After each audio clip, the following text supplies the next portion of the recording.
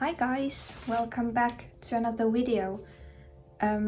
This is actually, I have my pencil here already, so don't be worried. But this is a video that I've wanted to do for a very long time because I know that I personally really need to do this. And as I mentioned in my first video, I'm kind of missing an accountability buddy.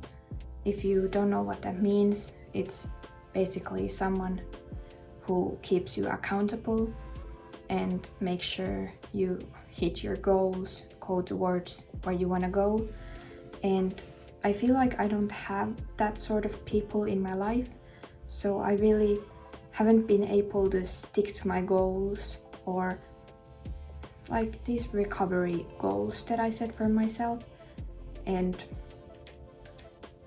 I've been kind of falling always behind. I create these weird narratives in my head like, oh, I was meant to eat that certain food today, or I was supposed to have a rest day, but no one really knows, no one cares, so why should I stick to what I had initially planned? And that's just stupid, because this whole recovery process I'm doing just for myself, and that I really need to get into my head, that I'm the only one who is suffering from this and I'm the only one who can save myself from this.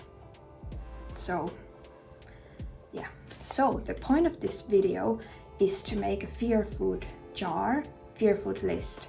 And I know this is a very familiar concept to many of you probably, but the point is that I make a list of my fear foods and I cut them out, put them in a jar, and I'm actually not 100% sure. English is hard today, okay? I've talked too much today, but I'm not exactly sure how often am I gonna pick one fear food, because I can say that fear foods are really hard for me. Like, gaining weight is okay and I have come far. I'm almost in my set point weight, and that hasn't been a problem for me. I can eat a lot of food, but I mostly eat the same foods, which are quote safe foods for me, and I don't see it as such an important factor, the fear food challenging part of recovery, or I haven't so far, because I feel like as long as I get my physical health in check, then everything is fine.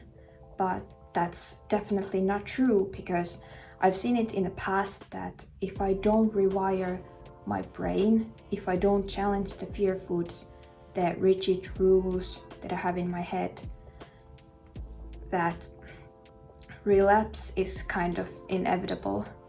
And I think that is one of the most important reasons why everyone needs this fear food jar, is that relapses happen often in recovery, and that is very sad. I'm sorry for everyone who has, it's just so sad. Like, I've been there myself, fought really hard, got into a good place, and then just everything rumbles down and I have to start from the beginning.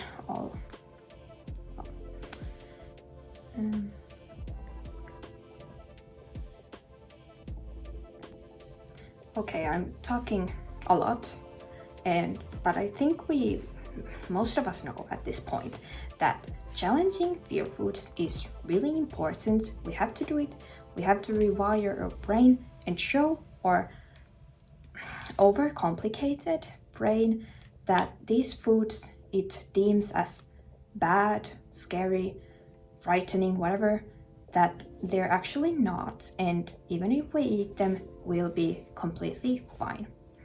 And the only way to show our brain that is by eating them and being fine.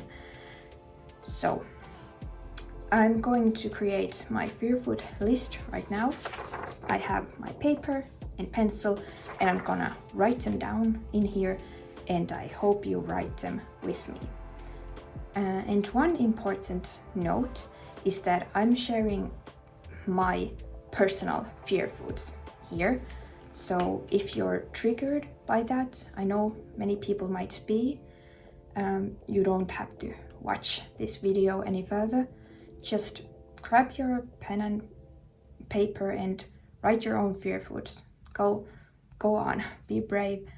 But I just want to mention that if you're not afraid of the foods that I'm afraid, it's completely okay. It doesn't make you any less valid or anything. Like, I think a good example is that I have seen very many people be afraid of bread or meat, for example, and those have been my safe foods my whole recovery. Like, when I eat nothing else, I eat bread, and that has been completely fine for me all the time. And I remember at one point it felt kind of hard when I saw people on social media be like, oh, I can't eat bread, it's my fear food, oh, I've been so brave today, I ate one slice of bread.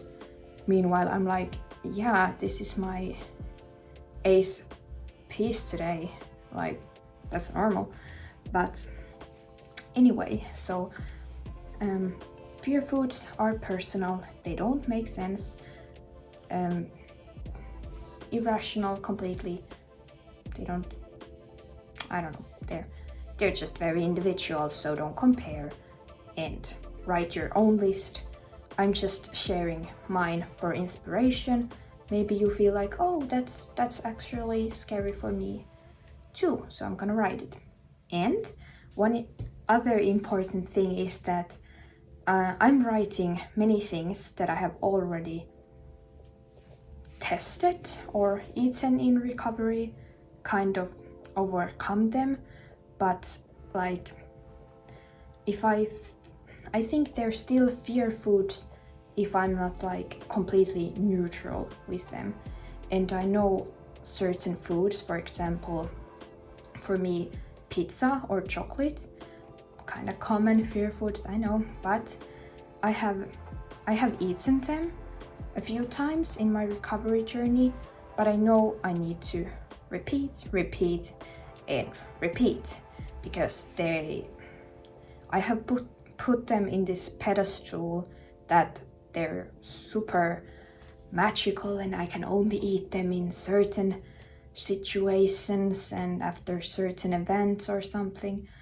But I just need to eat them many times so that eventually I will not be afraid of them anymore.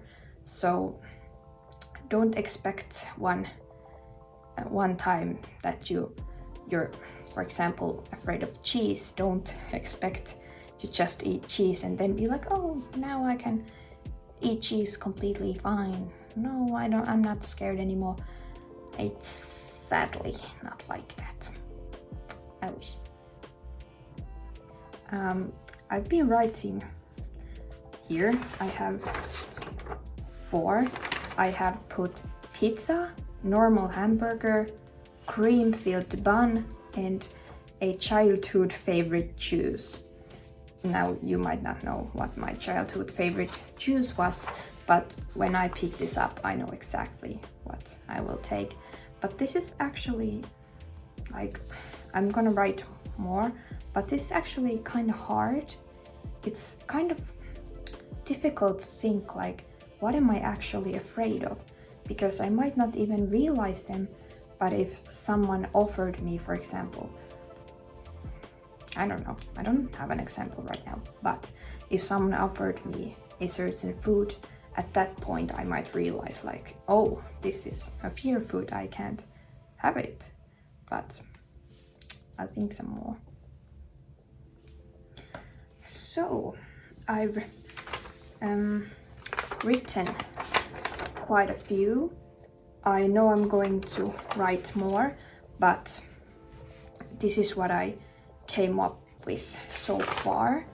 Can try to. Okay, this is this is very much working, but I have here, for example, chocolate cookies, pastries, cupcakes, hot chocolate, lasagna, waffles, pancakes, pie, pudding, ice cream, sugary yogurt, potato chips, tortilla, and croissants. And yes, I'm gonna add more, but right now I'm gonna cut these up and put them in my special jar.